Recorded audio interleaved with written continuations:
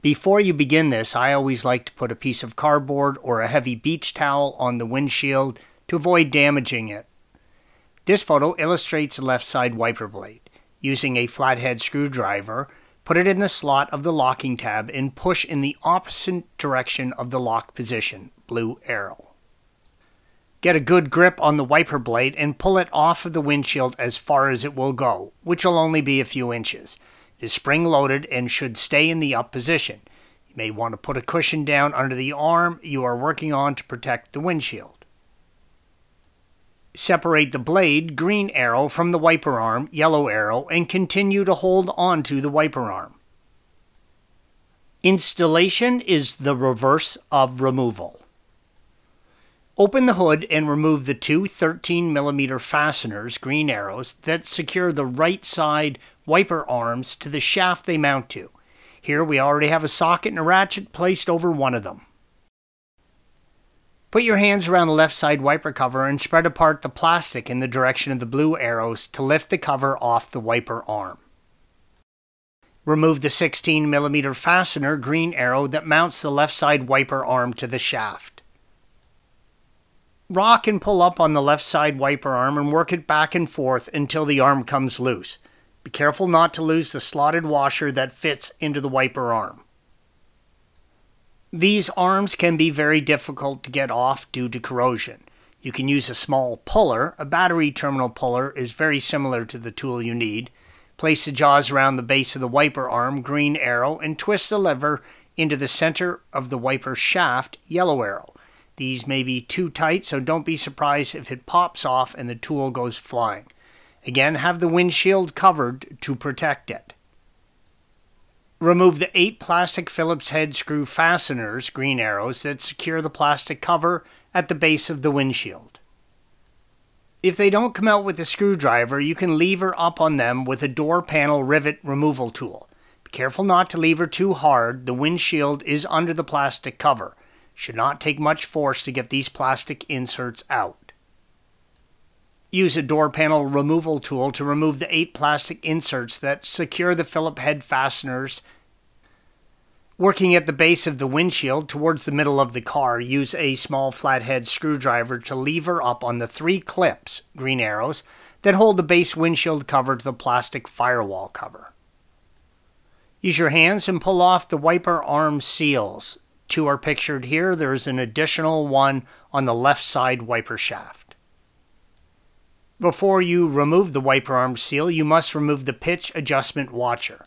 If it's on tight or corroded, you can use a tie rod and puller to remove the adjustment washer. Put the jaws of the puller under the adjustment washer and the center pin on the wiper arm shaft and twist the pin until the washer pops off. The left and right ends of the base windshield cover have rubber seals covering them. You don't want to remove these seals on each side as they are difficult to install with the hood on. You can flex the cover out from under the left and right outer seals and remove the cover. Remember to slide each of the side covers under the 2 outer seals to prevent water leaking inside the car when reinstalling. This image illustrates the firewall in between the air intake ducts. There are 4 twist fasteners, green arrows, that hold in the plastic center firewall cover. The 2 in the middle are not visible in this picture because they are mounted underneath the overhang. Use the green arrows as guides to where to find them. Twist these pins 90 degrees counterclockwise and pull them all the way out. Pull up on the plastic firewall cover in the direction of the blue arrows to unseat it. Then pull the engine wiring harness up and pull the firewall cover out of your way. Remove the 4 T27 torque fasteners, green arrows, that mount the wiper transmission to the body of the car. Remove the 10mm fastener, green arrow, that secures the left side lower cover below the wiper transmission. It'll give you more room to remove the wiper transmission. Pull up on the cable over the lower cover and hold it out of the way. Pull the lower cover out by maneuvering it in between the wiper transmission and the brake booster and pull the cover out of the way. Start to pull out the wiper transmission. The wiring harness for the wiper motor is still connected. Position the wiper transmission so you can access the electrical connector, green arrow. This image illustrates the wiper motor electrical connector that we mentioned. It is connected to the wiper motor at the base of the windshield on the left side of the firewall. Squeeze between the front and the back of the connector and slide it downward to unlock it. Now pull away from the motor to unplug it. Now you can pull the wiper transmission assembly away from the vehicle to perform additional work if necessary. Use a pair of pliers to hold the wiper linkage from spinning. With a 13mm wrench, remove the linkage mounting fastener. Using a pry bar, lever up on the wiper arm linkage until it comes off the wiper motor shaft. You may want to lever on both sides to gradually work it off. Keep in mind the position so that you can return it to the same spot when you are done. You may want to mark both the shaft and linkage with a paint marker. Move the linkage arm out of the way to expose the three 10mm fasteners that mount the motor to the transmission.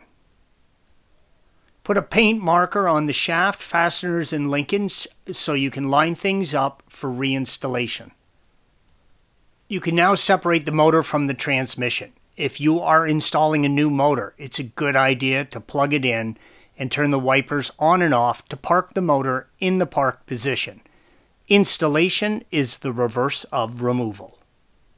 Thanks for watching. Be sure to subscribe to our channel and check out another video in this series.